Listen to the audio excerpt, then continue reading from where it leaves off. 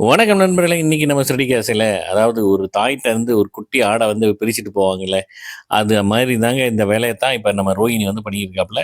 நம்ம விஜயாண்டிட்ட இருந்து மனோஜ பிரிச்சுட்டு போறதுக்காக. பார்க்கலாம்.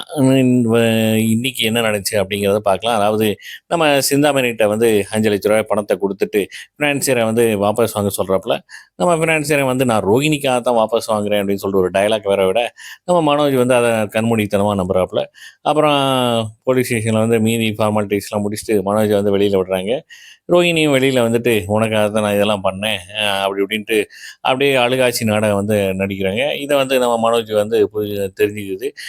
இறக்கப்பட்டு நமக்காக இவ வந்திருக்கா அப்படின்ட்டு. சரின்ட்டு இங்கிட்டு வந்து நம்ம முத்துவும், மீனாவும் வந்து இதெல்லாம் பார்த்துட்டே வந்து மனோஜ திட்டுறா. "நீ வந்து கோர்ட் கேஸ்ல வந்து டைவர்ஸ்ல இருக்கு. டைவர்ஸ் நடந்துட்டு இருக்கு. இன்னும் நீ பாட்டுல இவ சொல்றான்னு சொல்லிட்டு நம்பிட்டு போகாத" அப்படிங்கிறாப்புல.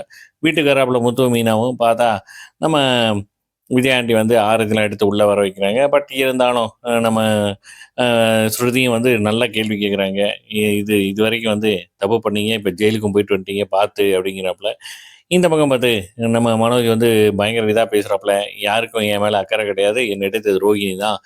5,00,000 பணத்த குடுத்து அப்படின்னு வந்து சொல்ல, அதனால வந்து ரோகிணி சப்போர்ட் பண்ணி பேச, நம்ம விஜய் ஆண்டி வந்து ஓங்கி ஒரு அற விடுறாங்க.